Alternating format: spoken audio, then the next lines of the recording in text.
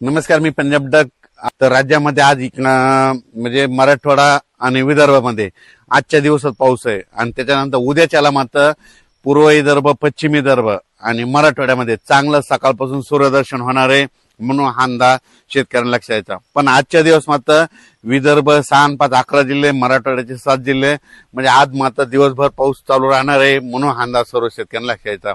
त्याच्यानंतर राज्यात आपण पश्चिम महाराष्ट्राकडे आज दिवसभर म्हणजे पश्चिम महाराष्ट्राकडे सांगायचं झालं तर अहिल्यानगर, पुणे, सातारा, सांगली, सोलापूर, कोल्हापूर ह्या पट्ट्यामध्ये आज दिवसभर रिमझिम पाऊस चालू राहणार आहे म्हणून हा अंदाज लक्षात यायचा. उद्याच्या दिवस तिकडे थोडाफार पाऊस राहील, पण उद्या दुपारनंतर देखील पश्चिम महाराष्ट्राकडे चांगलं सूर्यदर्शन होणार आहे म्हणून हा अंदाज लक्षात यायचा. आता उत्तर महाराष्ट्राकडे वळू.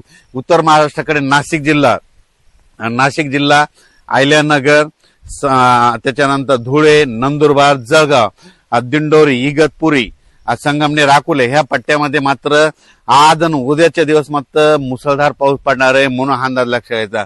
नाशिक जिल्ह्यामध्ये दिंडोरी, त्या वणीची देवी, त्याच्यानंतर त्या पट्ट्यामध्ये पाऊस पडत असल्यामुळे घाटमाथ्यावर पडत असल्यामुळं तिकडे काय होणार आहे, परत गोदावरी नदीला पूर येणार आहे. त्यानंतर गंगापूरच्या धरणामध्ये पाणी येणार आहे, पुन्हा गंगापूर धरणाचा विसर्ग वाढणार आहे. गंगापूरचा विसर्ग वाढल्यामुळे त्याचं पाणी नांदूर मधनेश्वरला येणार आहे. नांदूर मधनेश्वरला आल्याच्या नंतर नाशिकला येणार. नाशिकला आल्याच्या नंतर तुम्हाला एक सांगू इच्छितो की परत ते दुतोंड्या मारुती त्याला उद्या परत पाणी लागणार आहे म्हणून अंदाज लक्षात येतात. त्याला जर पाणी लागलं तर काय होणार, तर लगेच जायकवाडीला पाणी येणार आहे. जायकवाडी रात्री आता सकाळचं जर पाहिल्याच्या नंतर 74% जायकवाडी भरलंय. माझा तरी अंदाज आहे म्हणजे ह्या 10 ऑगस्ट पर्यंत जायकवाडी जवळपास 90 ते 100% भरून जाईल म्हणून ही मराठवाड्यातल्या शेतकऱ्यांसाठी आनंदाची बातमी. संभाजीनगर, जालना जिल्हा, परभणी जिल्हा, नांदेड जिल्हा, हिंगोली जिल्हा सर्व शेतकऱ्याच्या आनंदाची बातमी. जे जायकवाडी धरण जे ते म्हणत होते भरणार नाही, फक्त मी एकटा म्हणत होतो की भरणार आहे म्हणून त्या जिल्ह्यासाठी सर्वप्रथम आनंदाची बातमी. हे जायकवाडी धरण भरल्याच्या नंतर त्याच्या खाली खूप बंधारे जवळपास बॅरेज आहे. तर त्या शेतकऱ्याला सांगू इच्छितो 15 ऑगस्टच्या नंतर काय होणार आहे, 15 ऑगस्ट, सप्टेंबर, ऑक्टोबर मध्ये पुन्हा काय होणार आहे, कॅचमेंट एरियामध्ये जायकवाडी म्हणजे गोदावरीकडे तिकडे नाशिककडे पाऊस पडणार आहे. त्याच्यामुळे पुन्हा जायकवाडीचं पाणी सुटणार आहे आणि हे सगळे बंधारे भरून जाणार आहेत म्हणून त्यांच्यासाठी देखील आनंदाची बातमी. तर आज सगळ्यात महत्वाचं म्हणजे पाऊस नव्हता फक्त नंदुरबार जिल्ह्यात. आज नंदुरबार जिल्हा, धुळे जिल्हा, जळगाव जिल्हा, नाशिक जिल्हा आणि नाशिकचा उत्तरेकडे भाग तिकडे मात्र काही ठिकाणी अतिमुसळधार पाऊस पडणार आहे. नंदुरबार जिल्ह्यात अतिवृष्टी होणार आहे. त्याच्यानंतर सुरत, गुजरातच्या म्हणजे आपल्या मराठवाड्याच्या बाउंड्री लगत तिकडे अतिमुसळधार पाऊस पडणार आहे. गुजरातला अतिवृष्टी होणार आहे म्हणून गुजरातच्या जनतेने अंदाज लक्षात द्यायचा. त्याच्यानंतर खास करून नंदुरबार जिल्ह्यात मात्र जे छोटे छोटे तलाव आहेत ते देखील ह्या आजच्या पावसात भरून जाणार आहेत ह्या 2 दिवसामध्ये म्हणून हे देखील लक्षात घ्यायचं.